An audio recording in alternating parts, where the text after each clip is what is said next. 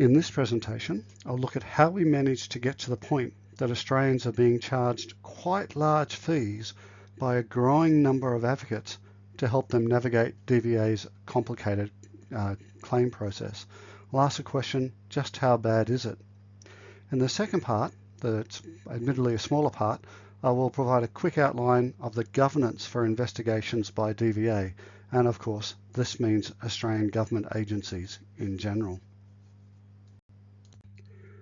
Before I go on, let me say that I do not support paid advocacy, and the reason will become obvious as I go along further. By paid advocacy, I mean where past and present members of the ADF have to pay advocates to get their DVA claims accepted. The problem is that many past and present members of the ADF, and I'll just call them ADF members from now on, don't have a choice, and around 20% are using paid advocates. And that rate is increasing dramatically every year. In fact, last year it doubled. Why ADF members are more and more forced to use paid advocates is overwhelmingly what I am discussing in this presentation. Everything else, largely for time reasons, is touched on very superficially. Now, in order to avoid paid advocates, we are in the absurd situation whereby DVA would have to fund ex-service organisations, or ESOs, to hire advocates to help ADF members. Yet, the real problem is the very complexity of the system DVA has, and they are doing nothing to address it. So, having gotten that rant out of my system, I'll start with this interesting article in the Canberra Times, which is well worth looking at. It notes that some advocates were charging anywhere from 10 to 30% of the value of a successful backdated application. As many claims can take a year or more, this can be quite a substantial sum of money. The article also discusses the other types of fees that paid advocates can charge, some capped, some uncapped. In theory, contingency fees are banned, but in practice it's a little bit more complicated than that. As an aside, if you know anybody who is thinking about engaging a paid advocate, firstly tell them to try and find a volunteer advocate first. If they are unable, then this article is a good starting point. However, they must look a lot deeper before signing a contract, and there is no one to help them navigate that process, and many ADF members have been caught out by not understanding the contract they are signing. Note the article is behind a paywall, so I've put it in the comments section in full. Now going on, this is the DVA Secretary. She is also the head of both the Repatriation Commission and the MRC Commission. In the DVA annual report, it gives her base salary as $400,000, but her actual income is more than double that. Now, Ms. Frame went through an intense process to gain her position, but that process was nowhere near as complex as that experienced by DVA claimants. The average time taken to process an initial liability claim under the MRC Act, or MERCA, is just under a year, and about 1% have nearly reached an incredible 3 years. If Ms. Frame had to employ an advocate at the same rates as Australian veterans, she would have paid anywhere up to $250,000 in fees. This is clearly not acceptable to our senior public servants, so if this was the situation, it would quickly be changed. However, for nearly 2 decades, some of the most vulnerable Australians who have served our country have had to pay fees. And that is while surviving on minimal support until the claim is approved, and as I've noted, it can take a year or longer. To be fair, limited changes to prevent excessive charges have been made, but the underlying causes to why many former ADF personnel, often quite young, will still have to pay for advocates remains. As quoted in the article, why should the veterans have to pay to get their entitlements, and how did governments of all persuasions allow us to get to this point?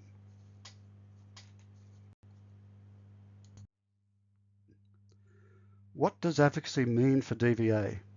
Essentially, DVA's application process is so complicated that they train advocates to help you through the process. In fact, DVA literally recommends you engage an advocate for making a claim. Now, before I go on, let me say that I think the overwhelming majority of advocates are a fantastic bunch of volunteers who They are a fantastic bunch of volunteers who do much for Australians who have served or are serving. My own mother obtained her War Widows pension due to an advocate from Legacy, a truly marvellous ESO. That advocate did regular trips around small towns in Western New South Wales and helped many, many Australians. So anything that follows is not intended to offend those many volunteers who have stepped up. Since the end of the Great War, they are and remain a remarkable and outstanding group of Australians. Let's start looking at how paid advocates have started to play a major role in claims for ADF members. One major problem for ADF members is that lodging a claim with DVA is that with every legislative change, complexity has increased. In 1986, the Veterans Entitlement Act came into force. A simple definition is that it is only applied to casualties as a result of operational service, not those injured or killed in workplace accidents. But as in all things I discuss, it is a bit more nuanced than that simple description. The majority of workers' compensation claims was under the defence section of the SRC Act, or even earlier acts. For simplicity, I'll call all workers' compensation claims for injuries before 2004 as CIRCA. It was replaced 2 decades after its introduction by MIRCA. The MRC Act is designed to cover all operational casualties as well as ADF personnel injured or killed in peacetime service. In order to deal with the complexity of the various acts, DVA provides extensive training and financial support through the Advocacy Training and Development Program and the Building Excellence in Support and Training grants. Fraudulent Activity and Best grants was discussed in the companion presentation to this one. There is a very simple graphic that I will use to show that there is a pattern here that is actually far more complex than just looking at what dates the acts were introduced. The veterans of the various conflicts, in the main, stood up for their mates from the same conflict. The RSL was all about the veterans of the Great War and the Second World War, but it is no secret that Vietnam veterans were, in general, treated poorly by the RSL. This led to the formation of the 2 largest Vietnam veterans ESOs. This simplification is a vast disservice to the many volunteers from all groups who helped whomever, whenever they could. Yet, in general, what this means is that volunteers from each cohort followed a predictable path. As the major cohorts aged, the nature of their claims that their volunteers advocated for changed as well. Immediately during and after a conflict, for the saddest of reasons, the claims were generally simple exercises. As the years passed, due to reasons of satisfying DVA's requirements, the complexity of claims increased. As a cohort continued to age, DVA started providing aged care to more and more.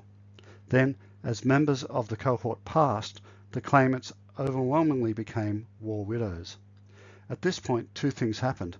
Not only were war widow claims substantially simpler, but the traditional cohort of advocates had substantially aged and were less willing or able to move outside of their comfort zone. The Vietnam veterans cohort are now in these end phases. Now, can I just say that the Vietnam veteran advocates were an impressive and tough group. Nobody had to fight harder, but it is equally true in general that they're also a far more cohesive and self-supporting group than any that followed. However, roughly at the same time they fought so hard, DVA itself changed quite dramatically. It stopped being an agency largely staffed by veterans, going that bit further to help other veterans. Instead, in 1976, it was turned into an Australian public service agency. It was the beginning of a change that saw many of the very isolated Vietnam veterans starting to fall through the gaps. And then we had the Middle Eastern so-called wars of choice, and the situation changed yet again. It is even more nuanced because the veterans of the earlier conflicts were of a similar age group, largely because their conflicts lasted less than 6 years. While we tend to think of the wars of choice as a single conflict, the reality is that these deployments covered a quarter of a century, with peaks and troughs in the number deployed each year. One result is that the Middle Eastern veterans, as a group, obviously lacked the cohesion of earlier conflicts. Equally, advocates found themselves simultaneously dealing with initial, relatively easy claims as well as complex claims. Then, in 2004, they found themselves dealing with far more complex processes under MERCA, while still having to advocate for claims under the VE Act and CIRCA. Obviously, the complicating factor for the volunteers from earlier cohorts to act as advocates was MERCA when it was introduced in 2004. The earlier, large cohort of Vietnam veterans had aged. None were under 50, and in fact, the majority were much older. As advocates, their training and experience was all about the VE Act. While some did stand up as advocates for MERCA, the reality is that there were just too few. Equally, the majority of the veterans of Timor were also covered by the VE Act or CIRCA, as were those who served in the initial deployments during the 2 Gulf Wars in Afghanistan. While official numbers are few and far between, it is likely that MERCA only covered about half of those who served in the Middle East, and perhaps only 13,000 of them in warlike service. The simple reality is that from Timor or the Middle East, there were not enough advocates or potential advocates with direct experience of these operations. Equally, not all those from Timor and the Middle East who had acted as advocates for initial or complex claims under the VE Act were taking on MERCA training. Some who tried found the process so complex and so emotional draining they did not stay on. As if that wasn't bad enough, there was yet another factor that made it even worse. The complicating factor is MERCA itself. It is now a combined act covering ADF personnel with operational service or those injured or killed as a result of workplace accidents. This combination was always going to be a problem. At first glance, though, it dramatically increases the available pool from which to draw advocates. Since 2004, approximately 100,000 Australians have left the ADF. Please note, I've kept the numbers very much an approximate to make it easier for me. Still, this 100,000 is a much larger pool than the men who formed the remarkable Vietnam War ESOs and their advocates, so that should be a positive. However, just being in the pool does not necessarily mean you will become an advocate. You actually have to break this pool down further. Traditionally, as in previous conflicts, the core source of advocates are the roughly 13,000 diggers who have had active warlike service.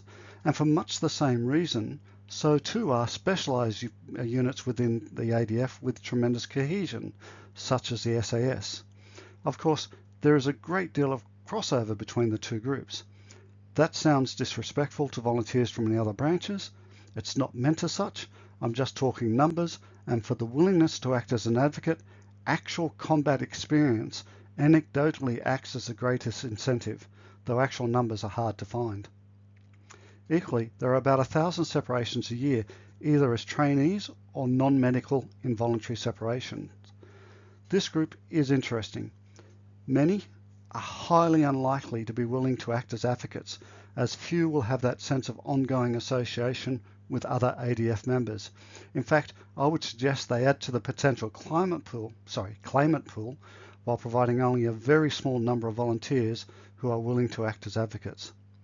The end result is that what looks like a large pool actually breaks down to about 13,000 with a high likelihood of volunteering as advocates, about 25,000 who are quite unlikely to volunteer, and about 60,000 who are ambivalent.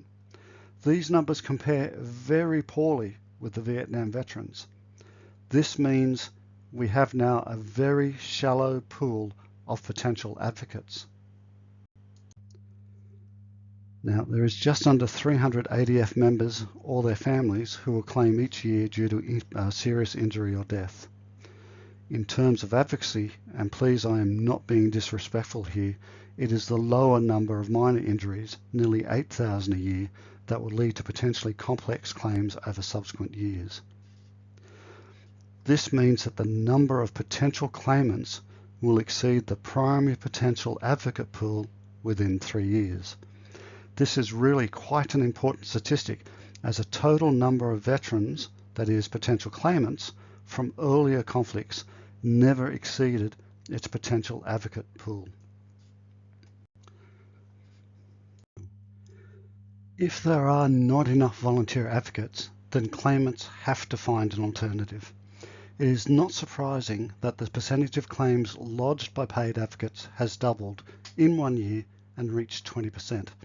It had to happen as, unsurprisingly, the growth rate in claims continues to escalate and an increasing number of them are under the complex MERCA claims process. In this graph, you can see the cutoff point for volunteer advocates. In 2023-2024, about 10% of claims were handled by paid advocates. This puts the cutoff point that volunteer advocates can handle as somewhere around 60,000 claims per year. Sadly, the pool of ex-ADF members most likely to volunteer as advocates is starting its slow decline in real terms, but is experiencing a massive decline as a ratio to the actual and potential claimants. In the 2025 article from the Canberra Times, an advocate who charges for their services stated that she was getting referrals from ESOs who had reached their capacity. It was obvious to blind Freddie that the number of claims handled by paid advocates will increase from the moment MERCA was introduced. The only way to avoid it was for DVA to focus on outcomes rather than processes. Of course, it didn't. But how bad is it? Now, when MERCA was introduced, the target for processing claims for initial liability was 90 days. Apart from the actual first year, DVA has failed to meet that target since then. In fact, statistically, it was almost impossible for them to fail that first year. There has been a reduction in the last annual report, but it is still a remarkable 126 days over that target.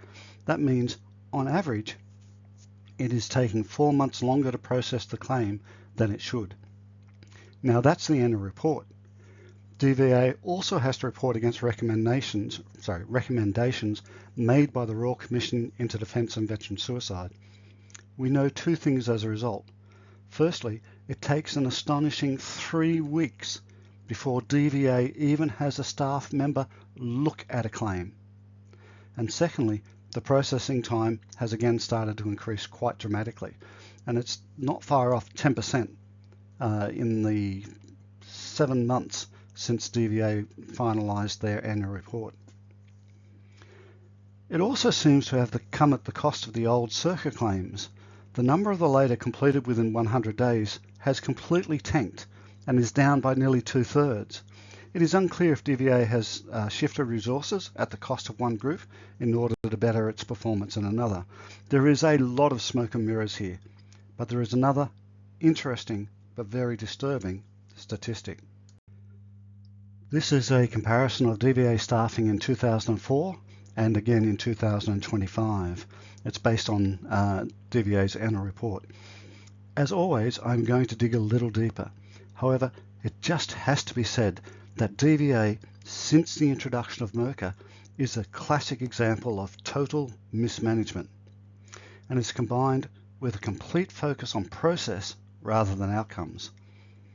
There has been a tremendous centralisation of processes in the name of efficiency, but it has totally failed. To begin with, the total number of DVA staff, despite this centralisation and advances in computing, has actually increased by 45%, or nearly 1,000 staff. Despite their failing every single metric for MERCA over the entire 2 decades. As an aside, look at that enormous growth in the SES ranks. It is just obscene. There is no other word for it.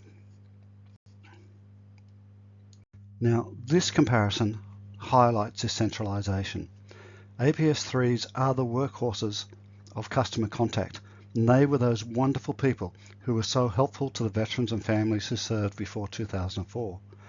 They're becoming pretty scarce as DVA has reduced this group by nearly 60%. Yet, despite this massive reduction, there's been a tremendous growth in middle management. EL1s are the assistant directors, EL2s are the directors. They've actually grown by 80%. They've actually grown faster than DVA's total staffing numbers have. Now, DVA has added a total of 361 middle managers, while simultaneously getting rid of 251 APS3s. It's just totally bizarre. But it actually gets worse. There has been a tremendous grade creep in DVA. You can see this in that original graph, but it's hard to understand what this means. I've used a simple metric to show you the difference. I've applied the current pay scales against staff numbers in 2005. The result is that, although staff numbers have increased by 45%, the comparative wages bill has increased by 55%.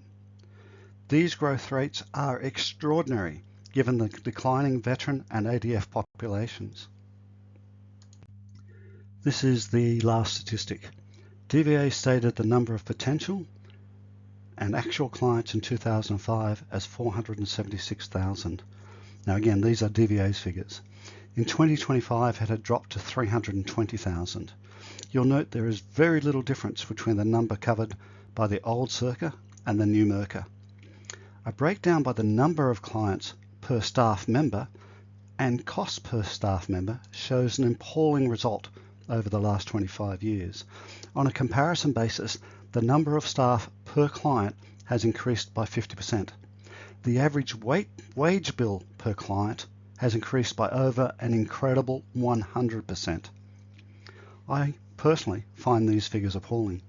DVA is overwhelmingly focused on process, and a process for MERCA that is so complex that it needs staff with, theoretically, higher skills and in greater numbers than ever before. This leaves the veterans out in the cold. A system so complex that they must use an advocate, while the number of advocates is in relative decline, is a bad system. In the end, more and more ADF members will obviously have to pay to get their basic entitlements under MERCA. These figures show that DVA is not about resolving these issues. Rather, as an institution, it and its staff benefit tremendously from the status quo. I would add one final figure: $148,349,358.43. That is the difference, based on DVA's pay scales for 2025, between the customer-focused DVA of 2005 and the process-orientated DVA model that we have now. It's interesting to think that the old DVA model handled more claims and had more potential clients than today's version, and yet still managed to process claims faster. The reality is that the rot starts at the top. As I've noted, Ms. Frame's combined earnings is $890,000 per year. This is just shy of what Moriarty earned for being the Secretary of our Defense Department. I find it unbelievable that, even with the growing disconnect between our officer corps and other ranks, we could not find a person of quality and experience who would be both willing to take a substantially lower salary, take on DVA's bureaucracy, and then reform MERCA's processes and procedures. Instead, we get a career public servant who has never worked one day in any defence-related portfolio.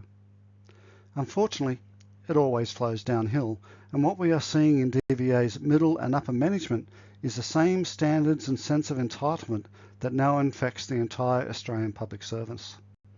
Yet, this time, it is the men and women who have volunteered for ADF service who are literally paying the price of DVA's incompetence.